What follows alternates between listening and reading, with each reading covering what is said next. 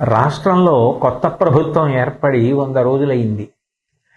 ఈ 100 రోజులు అయి ప్రభుత్వ పరిపాలన ప్రారంభం కాగానే పెద్ద ఉపద్రవం వచ్చింది.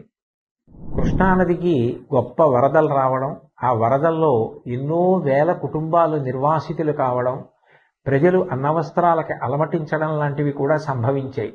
అటువంటి విపత్కర సమయంలో రాష్ట్ర ముఖ్యమంత్రి గౌరవనీయులు శ్రీ నారా చంద్రబాబు నాయుడు గారు జేసీబీ ఎక్కి పడవలో ప్రయాణం చేస్తూ బురద నీటిలో నడుస్తూ ప్రజలందరికీ కూడా ధైర్యాన్ని కల్పించి నేనున్నాను, బెంగ పెట్టుకోవద్దు అని చెప్పి వాళ్లలో ఒక స్థైర్యాన్ని నెలకొల్పారు.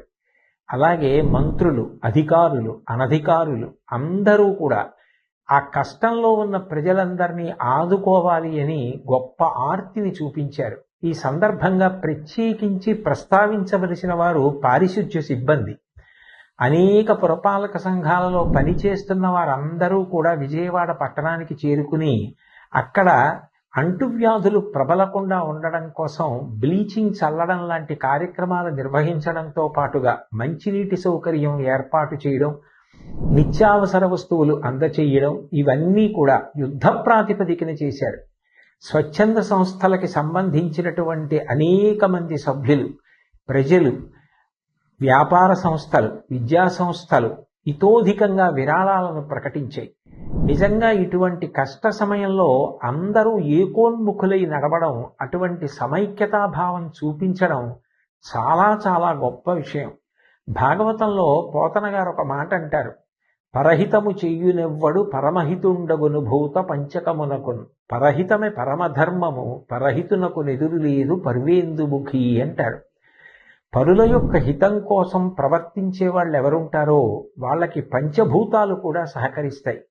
ఇటువంటి కష్టకాలం వచ్చినప్పుడు ప్రజలందరూ కూడా ఒకే త్రాటి మీద నిలబడడం, అంత గొప్ప సమైక్యతా భావంతో కష్టంలో ఉన్న వాళ్ళందరినీ ఆదుకోవాలని ప్రయత్నించడం చాలా చాలా గొప్ప విషయం.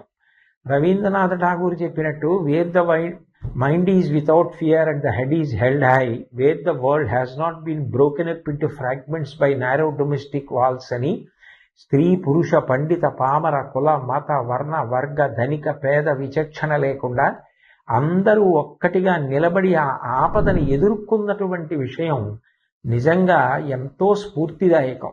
రాబోయే కాలంలో కూడా సుపరిపాలన ప్రభుత్వం అందించడానికి, ప్రజలందరూ సమైక్యంగా ఉండి ప్రగతి బాటలో నడవడానికి కావలసినటువంటి మంచి బుద్ధి వైభవాన్ని పొందడానికి భగవంతుడు తన ఆశీర్వచనాన్ని అందించాలని, ఈ రాష్ట్రం బాగా వృద్ధిలోకి రావడానికి అది కారణం కావాలని నేను భగవంతుణ్ణి ప్రార్థన చేస్తూ, నిజంగా ఈ కష్టకాలంలో అంత గొప్పగా నిలబడిన అందరికీ నా హృదయపూర్వక నమస్కారాలు తెలియచేస్తూ సెలవు తీసుకుంటున్నాను. స్వస్తి.